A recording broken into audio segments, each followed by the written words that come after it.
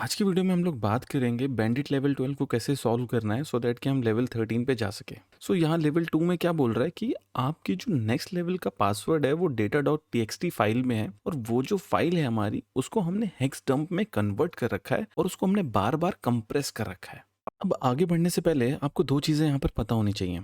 एक हम बात कर रहे हैं यहाँ पर हेक्सडम्प के बारे में और दूसरी हम बात कर रहे हैं यहाँ पे कंप्रेशन के बारे में। अब हेक्सडम्प क्या होता है कि जब भी कोई हमारी बाइनरी फाइल होती है, अगर हम उसके कंटेंट को रीड करना चाहते हैं, अगर आप डायरेक्टली वहाँ पे जाके राइट क्लिक करके उसको एडिट करेंगे तो आप उसके जो कंटेंट है वो रीड नहीं कर पाएंगे। अगर आप उसके कंटेंट रीड करना चाहते हैं कि जस्ट एक आइडिया लेना चाहते हैं कि उस फाइल के अंदर है क्या, तो हम क्या करते हैं, उस फाइल को जो बाइनरी होती है हमारी उसको हेक्स डंप में कन्वर्ट करते हैं और उसके बाद जो उसका डेटा होता है वो कुछ हद तक रीडेबल फॉर्मेट में आ जाता है और हम वहाँ पर उसको पढ़ने के बाद एक आइडिया लगा सकते हैं कि इस फाइल के अंदर क्या कंटेंट है और किस तरीके की ये फाइल है।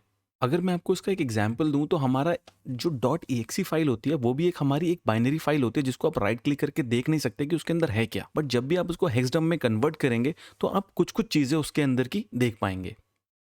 दूसरा एग्जाम्पल क्या ले सकते हैं आप कि जब भी आपका पैकेट कहीं पे ट्रैवल कर रहा है और आप कुछ पैकेट्स को कैप्चर कर रहे हैं एक नेटवर्क के, तो वो भी आप थ्रू हेक्सडम्प देख सकते हैं कि वहाँ पर उस पैकेट के अंदर क्या डेटा जा रहा है। आप पूरा नहीं देख पाएंगे बट एटलीस्ट आपको थोड़ा बहुत आइडिया ज़रूर हो जाएगा। तो नेक्स्ट बात करते हैं कंप्रेस्ड के बारे में। अब आपने विंडोज़ में जब भी आपके पास मल्टीपल फाइल्स होती हैं, आपको फाइल एक जगह से दूसरी जगह पे भेजनी होती है, तो आप क्या करते हैं, मल्टीपल फाइल्स को राइट क्लिक करने के बाद आप उसको जिप कर लेते हैं और जिप करने से क्या होता है कि आपकी वो जो सारी फाइल्स होती हैं वो एक फाइल बन जाती है और आप उसको ईजिली ट्रांसफर कर पाते हैं एक जगह से दूसरी जगह पर। तो ये जो हमने प्रोसेस किया, इस प्रोसेस को हम बोलते हैं आर्काइविंग करना। अब जब भी हम ये आर्काइव का प्रोसेस करते हैं ना, तो इसके अंदर क्या होता है, फॉर एग्जाम्पल वो 10 फाइल्स थी हमारी, उनका जो क्यूमुलेटिव साइज होगा ना और जो आर्काइव का साइज होगा वो ऑलमोस्ट सेम ही होगा, उसमें ज्यादा फर्क नहीं होगा। तो अब हमारे पास दूसरी चीज क्या आई, कंप्रेशन। कंप्रेशन से क्या होता है कि हम फाइल को आर्काइव भी कर लेते हैं और कुछ एल्गोरिदम्स को यूज करके वो जो साइज होता है हमारे पास 10 फाइल्स का, हम उसको भी कंप्रेस कर देते हैं, जिससे हमारा क्या होता है, फाइल भी हमारी आर्काइव हो गई और हमारा साइज भी कम हो गया, जिससे भेजने में चीजें बहुत आसान हो जाती है हमारे लिए। तो ये होता है हमारा कंप्रेशन। तो अब इस लेवल में क्या बोल रहा है करने के लिए कि सबसे पहले आप एक डायरेक्टरी बना लो टेम्प नाम की और उसके अंदर कोई भी फोल्डर बना लो और उसके बाद आप क्या करो, उस फाइल को जो डेटा डॉट टी उसको कॉपी कर लो और उसके बाद जो भी आपको प्रोसेस फॉलो करना है वो वहां पे जाके करो, सो दैट कि आपका जो काम है वो बहुत ईजी हो जाएगा। तो चलिए आइए इसको देखते हैं। अब आप जैसा कि यहाँ पे देख सकते हैं मैंने ऑलरेडी बैंडिट लेवल 12 में लॉग इन कर लिया। अब हम जल्दी से क्या करते हैं, एक डायरेक्टरी क्रिएट कर लेते हैं और हम वहां पे सीधा जंप इन करते हैं। अब आप जैसा कि यहाँ पे देख सकते हैं मैंने सबसे पहले क्या किया, सीडी किया और उसके बाद मैं टेम्प डायरेक्टरी में आ गया और उसके बाद सीधा मैंने डायरेक्टरी चेंज करके मैं लेवल 12 में आ गया और उसके बाद मैंने सिंपली क्या किया, डेटा डॉट टी जो हमारी होम पे पड़ी हुई है उसको मैंने यहाँ पर लाके पेस्ट कर दिया और हम एग्जैक्टली हैं। और उसके बाद मैंने जैसी एलिस परफॉर्म किया, फाइल हमारे पास आ गई है। अब आप जैसा कि यहाँ पे देख सकते हैं मैंने फाइल को रीड किया और शुरुआत की जो 10 लाइन्स है वो मैंने मंगवाई यूजिंग हेड। तो आप यहाँ पे देखिए, यहाँ पे ना 3 कॉलम्स आते हैं। ये वाला जो होता है ये बेसिकली एड्रेस होता है और ये जो आप यहाँ पर देख रहे हैं ये हेक्स वैल्यूज होती हैं और ये यहाँ पे डेटा होता है जो स्ट्रिंग में रिप्रेजेंट होता है इन वैल्यूज का। अब यहाँ पे देखने वाली चीज ये जो डॉट होता है, डॉट का मतलब क्या होता है कि यहाँ पर जो डेटा है उसको हम स्ट्रिंग में रिप्रेजेंट नहीं कर सकते हैं। अब जो यहाँ पे आप डेटा देख रहे हैं या बीजेड दिख रहे हैं तो यहाँ पे सारा स्ट्रिंग में रिप्रेजेंट है। तो सबसे पहले हमें क्या बोला हुआ था कि ये जो डेटा है हमारा ये क्या है, हेक्स डंप में है। तो सबसे पहले हमें क्या होगा, इसको रिवर्स करना होगा।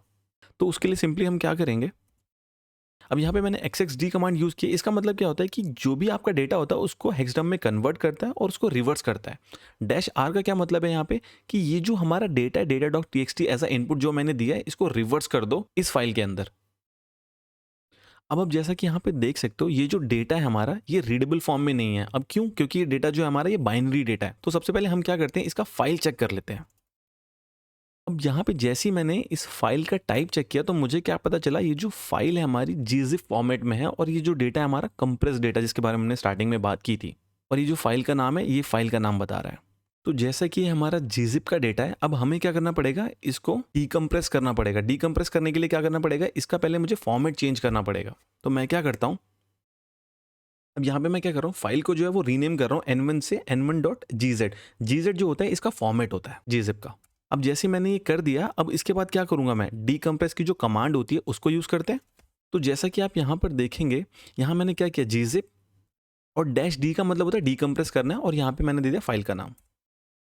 अब हमारे पास जो आप फाइल देख रहे हैं वो n1 आ चुकी है। तो इसको फिर से देखते हैं। तो अब क्या कह रहा है, ये जो हमारी फाइल n1 है ये bzip2 है और ये भी हमारा क्या है, कंप्रेस डेटा है।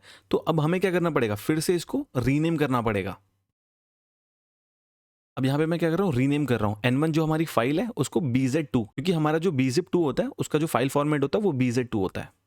और उसके बाद क्या करेंगे, हम सिंपली इसको डीकम्प्रेस कर देते हैं। तो अब जैसा कि यहाँ पे देख सकते हैं, मैंने कमांड यहाँ पे यूज़ की BZIP2 और उसके बाद -d डीकम्प्रेस करने के लिए और फाइल का नाम। अब यहाँ पे फिर से वही फाइल हमारी ओवरराइट हो चुकी है, तो फिर से इसका फाइल टाइप चेक करते हैं। अब यहाँ पे फिर से हमारा फाइल टाइप क्या आ रहा है, gzip आ रहा है। तो हमें क्या करना पड़ेगा, फिर से इसको रीनेम करना पड़ेगा। अब मैंने क्या किया, पहले इसको रीनेम किया और फिर से उसको डीकम्प्रेस किया। तो अब हमारे पास फिर से जो N1 आया, आइए देखते हैं इसका क्या टाइप है। अब यहाँ पे अगर आप देखेंगे तो इस फाइल का जो फॉर्मेट है वो चेंज हो चुका है। अब ये बोल रहा है कि जो फाइल का टाइप है वो टार है। तो टार फाइल जो होती है वो आर्काइव फाइल्स होती हैं, और जो जिप और बीजिप होती हैं वो हमारी कंप्रेशन फाइल्स होती हैं, जो आर्काइव भी परफॉर्म करती हैं और साथ ही साथ उनको कंप्रेस भी करती हैं। तो यहाँ पर बोल रहा है टार है, तो हमें क्या करना पड़ेगा, इसको अनआर्काइव करना पड़ेगा यूजिंग टार। तो अब हम क्या करते हैं, इसका फिर से फाइल फॉर्मेट चेंज करते हैं पहले तो, और उसके बाद हम इसको क्या करते हैं, अनआर्काइव करते हैं। अब यहाँ पे मैंने जो कमांड यूज़ की है वो मैंने यूज़ किया टार और -xf। एक्स का मतलब क्या होता है कि हमें एक्सट्रैक्ट करना है आर्काइव फाइल्स को, और एफ का मतलब होता है कि यहाँ पे जो फाइल का नाम है वो देते हैं। अब हमारे पास, अब देखिए यहाँ पे इंटरेस्टिंग फाइल एक आई है data5.bin। आइए इसका टाइप चेक करते हैं। तो अब यहाँ पर क्या बोल रहा है, ये जो data5.bin है ये भी हमारी क्या है, एक टार फाइल है। तो इसको भी क्या करते हैं, अनआर्काइव करते हैं। अब यहाँ पे क्या हुआ, data6 एक नई फाइल आ गई है हमारे पास। अब इसका टाइप चेक करते हैं। अब यहाँ पर क्या बोल रहा है, data6.bin जो है ये क्या है, हमारी bzip2 है। अब इसको क्या करना पड़ेगा, हमें डीकम्प्रेस करना पड़ेगा। तो सिंपली मैंने क्या किया, bzip2 -d डीकम्प्रेस करने के लिए और फाइल का नाम। अब यहाँ पे मैंने ls किया तो हमारे पास क्या है, एक और फाइल आ चुकी है data6.bin.out। अब इसका क्या बोल रहा है कि ये भी हमारी क्या है, टार फाइल है। तो इसको भी हम अनआर्काइव करते हैं।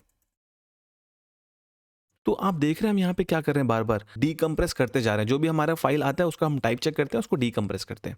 अब यहाँ पर देखिए एक और फाइल हमारी आ चुकी है data8.bin। तो इसका टाइप चेक करते हैं। अब यहाँ पे क्या बोल रहा है, इसका जो टाइप है वो gzip है। तो यहाँ पे मैंने सिंपली क्या किया, इसको डीकम्प्रेस कर दिया।